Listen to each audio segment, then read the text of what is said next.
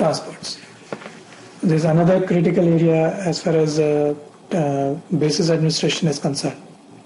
Because using the transport mechanism, okay, you can transport an object from one system to another system. Okay?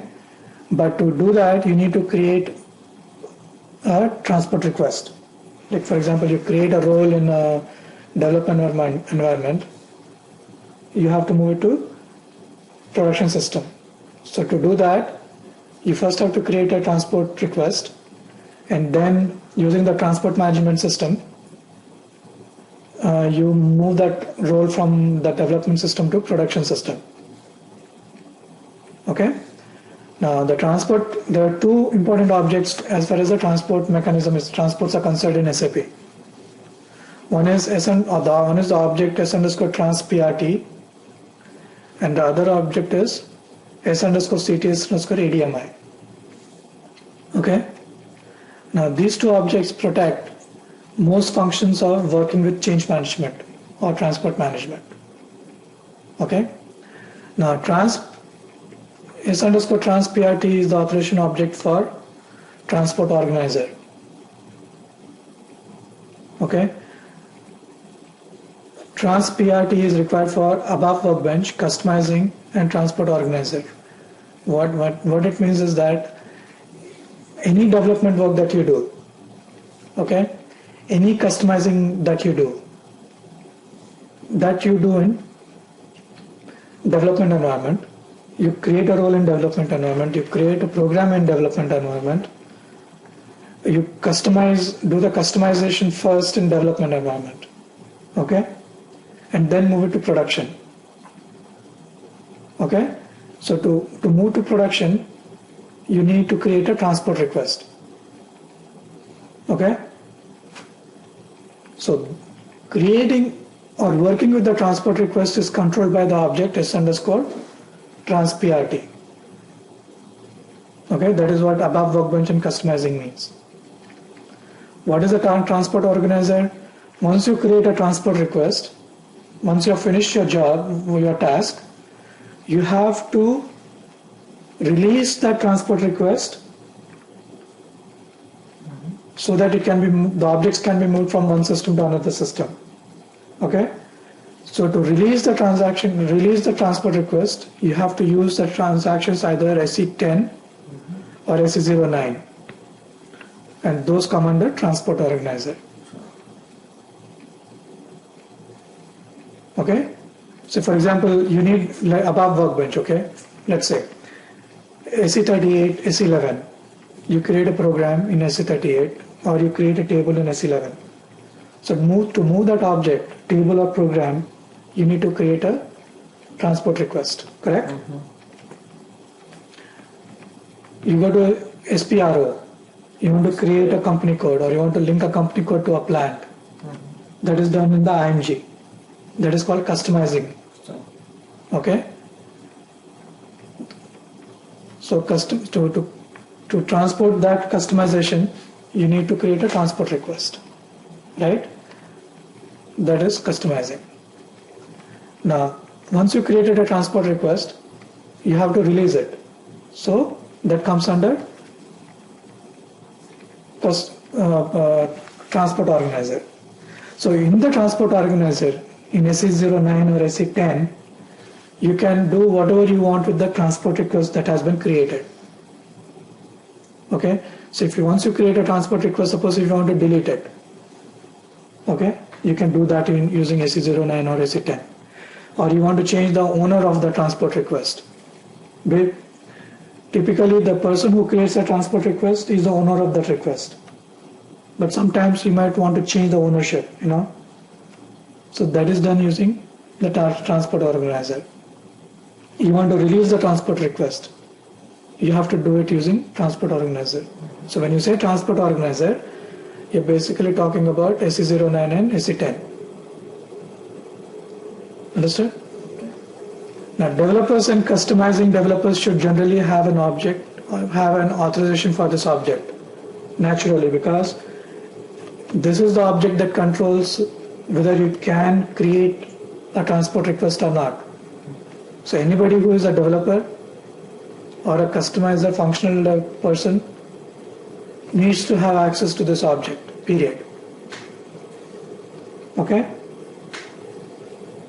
Understood? So the authorization object contains the following field: request type and activity. Activity, by now you should be knowing. Will have create, change, delete, 0, 1, 0, 2. 0, 2, that kind of thing. Okay? Request type. Request type, there are different request types like transport requests, transport tasks. Okay? Now let's say, and this is a very important object as for change management point of view also. Now many places what happens is, to control what gets into a production environment, okay? They put a mechanism in place where, say, you have a project lead and you have people, developers under him, right? Now to coordinate what gets into a production system properly, what they do is they'll create the project lead will create a transport request, and transport requests are associated with transport tasks. Okay? So when he creates a transport request, he'll create, so whoever is there in his team, okay, for that particular assignment or project, let's say there are 4 people working on that project under the project manager. The project manager will create the transport request, and for each of these 4 people, he will create a task. Understood? So you have to control this kind of a scenario, okay? So these 4 people cannot create transport requests, they cannot release the transport requests. They can only do whatever they want with tasks, change tasks or transport tasks. Following? Follow? So you can use this object s_transprt to control that scenario where the project manager will have this object with create, changed, release, whatever. Right. And the object request type would be, let's say, star. Okay? For these 4 people, they also need this object to releasing the task. So the activity will be released, the request type will be task. You understood? So that you can use this object to implement a proper change management system. You can control who can do what and who can create a request or who cannot create a request in the SAP system. So this object controls, okay, that is one piece to it, okay, you can with the change task.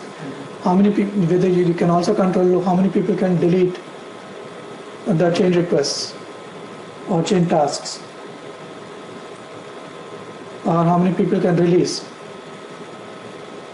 So you don't want these people to release the request, right? The 4 people, they should not be releasing the request or change the ownership of the request. They can only release their tasks. So for those 4 people, the combination would be the release and task. For the project manager, it could be star and star, depending on what you want him to do. Followed?